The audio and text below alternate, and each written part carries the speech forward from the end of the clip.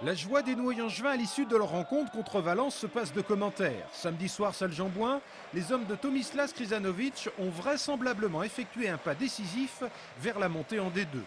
1 heure et demie plus tôt, l'ambiance était par contre tout autre. Et c'est bien logique lorsque le premier affronte le deuxième du classement. Qui plus est, les Noyangevins sortaient d'une défaite controversée à Nice le week-end précédent. Mais samedi soir, les coéquipiers de Grégory Lécu ont rapidement mis les choses au point. Dès l'entame de la partie, ils imposent leur cohésion et leur présence physique. Valence réussit à tenir le choc en début de rencontre, mais petit à petit, Angers Noyant se détache pour atteindre la mi-temps avec 4 points d'avance.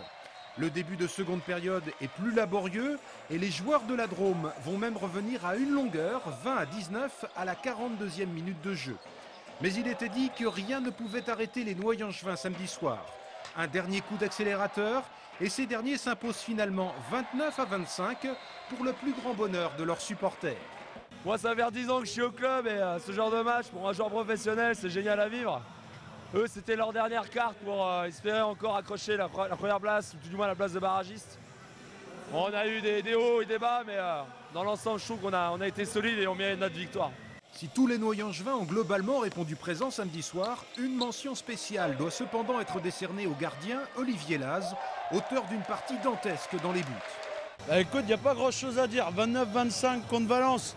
On élimine Valence de la course au titre, de la course à la montée. C'est bon.